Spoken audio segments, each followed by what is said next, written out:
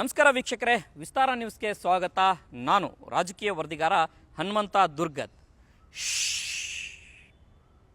ಈ ಸಿಂಬಲ್ನ ನಾನು ಯಾಕೆ ತೋರಿಸ್ತಾ ಇದ್ದೀನಿ ಅಂತಂದು ಹೇಳಿದ್ರೆ, ಹಾಸನದ ಸಂಸದ, ಹಾಲಿ ಸಂಸದ ಪ್ರಜ್ವಲ್ ರೇವಣ್ಣ ಅವರ ಲೈಂಗಿಕ ದೌರ್ಜನ್ಯದ ಪೆನ್ ಡ್ರೈವ್ ಪ್ರಕರಣ ಹೊರಗಡೆ ಬಂದಂಥ ಸಂದರ್ಭದಲ್ಲಿ ಒಂದು ಕಾನೂನಾತ್ಮಕ ಪ್ರಕ್ರಿಯೆ ಶುರುವಾಯಿತು, ತನಿಖೆ ಶುರುವಾಯಿತು.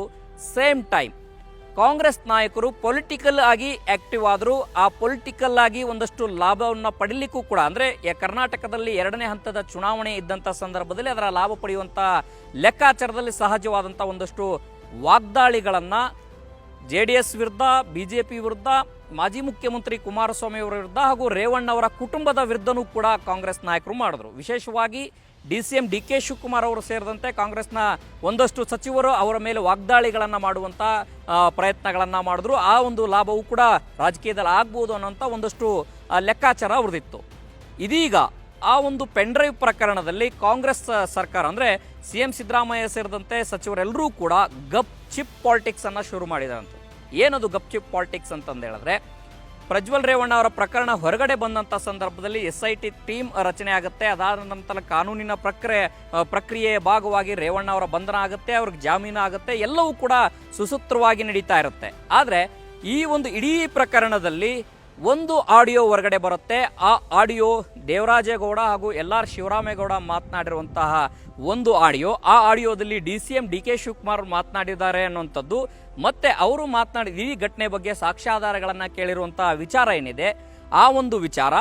ಮತ್ತೊಂದು ಕಡೆಗೆ LR ಶಿವರಾಮೇಗೌಡರು ಮಾಜಿ ಪ್ರಧಾನಿ HD ದೇವೇಗೌಡರ ಸಾವಿನ ಕುರಿತು ಆಡಿರುವಂತಹ ಮಾತು ಏನಿದೆ, ಇಡೀ ಪ್ರಕರಣವನ್ನು ಬೇರೆ ದಿಕ್ಕಿಗೆ ತೆಗೆದುಕೊಂಡು ಹೋಗಲಿಕ್ಕೆ ಒಂದಷ್ಟು ನಾಂದಿ ಆಡಿರುವಂಥ ಕಾರಣಕ್ಕಾಗಿ ಕಾನೂನಿನ ಪ್ರಕ್ರಿಯೆಗಳು ಒಂದು ಕಡೆ ನಡೀತಾ ಇದ್ರೆ, ಮತ್ತೊಂದು ಕಡೆಗೆ ಇಡೀ ಪ್ರಕರಣ ಏನಿದೆ ರಾಜಕೀಯವಾಗಿ ಹಳ್ಳ ಹಿಡಿಯಿತು ಅನ್ನೋಂಥ ಕಾರಣಕ್ಕಾಗಿ ಇದು ಮುಂದುವರೆದ್ರೆ ಅದು ಕಾಂಗ್ರೆಸ್ ಸರ್ಕಾರದ ಇಮೇಜ್ಗೆ ಡ್ಯಾಮೇಜ್ ಆಗ್ಬೋದು ಅನ್ನೋಂಥದ್ದು ಲೆಕ್ಕಾಚಾರದಲ್ಲಿ ಈಗ CM ಸಿದ್ದರಾಮಯ್ಯ ಅವರು ಅಲರ್ಟ್ ಆಗಿದ್ದಾರೆ, ಎಚ್ಚರಿಕೆ ವಹಿಸಿದ್ದಾರೆ.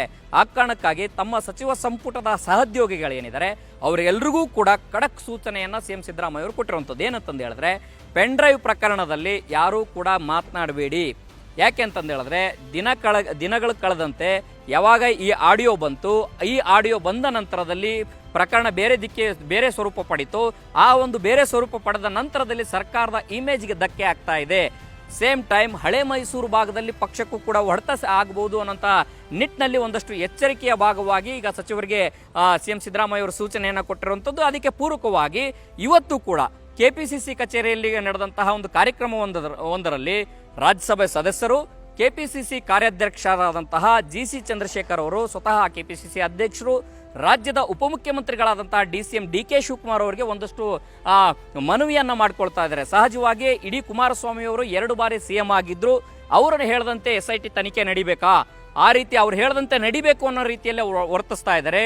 ದಯವಿಟ್ಟು ಈ ಒಂದು ಪ್ರಕರಣ ಏನಿದೆ, ಈ ಪ್ರಕರಣದಲ್ಲಿ ಕಾಂಗ್ರೆಸ್ ನಾಯಕರು ರಿಯಾಕ್ಟ್ ಮಾಡುವಂಥದ್ದು ಬೇಡ.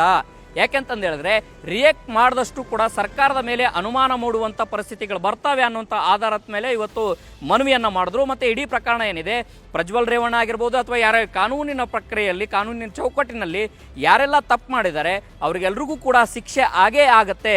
ಇದರಿಂದ ನಾವು ಮಾತನಾಡೋದ್ರ ಮೂಲಕ ಹೆಚ್ಚೆಚ್ಚು ಪಕ್ಷಕ್ಕೆ ಡ್ಯಾಮೇಜ್ ಆಗುತ್ತೆ. ವಿಶೇಷವಾಗಿ ಒಕ್ಕಲಿಗ ಸಮುದಾಯದ ಮುನಿಸು ಕೂಡ ಕಾಂಗ್ರೆಸ್ ಪಕ್ಷಕ್ಕೆ ಆಗಿರ್ಬೋದು, ಸರ್ಕಾರಕ್ಕೆ ಆಗಿರ್ಬೋದು, ಮತ್ತು same time DCM DK Shivakumar ಅವರ ವಿರುದ್ಧನೂ ಕೂಡ ತಿರುಗಬಹುದು ಅನ್ನುವಂತಹ ಒಂದಷ್ಟು ಎಚ್ಚರಿಕೆಯ ನಡೆಗಳನ್ನು ಈಗ ಕಾಂಗ್ರೆಸ್ ನಾಯಕರು ಅನುಸರಿಸ್ತಾ ಇರುವಂಥದ್ದು. ಆ ಕಾರಣಕ್ಕಾಗಿಯೇ ಇಡೀ ಪ್ರಕರಣದಲ್ಲಿ ಅಂತರವನ್ನು ಕಾಪಾಡಿಕೊಳ್ಳಿ, ಕಾನೂನಿನ ಪ್ರಕ್ರಿಯೆಗಳು ನಡೀಲಿ, ಕಾನೂನಿನ ಪ್ರಕಾರ ಅವ್ರು ಬಂದಂಥ ಸಂದರ್ಭದಲ್ಲಿ ಅದೇನಿದೆ ಅವರು SIT ಏನು ನೋಡ್ಕೊಳ್ಬೇಕು ಅದೆಲ್ಲವೂ ಕೂಡ ನೋಡುತ್ತೆ.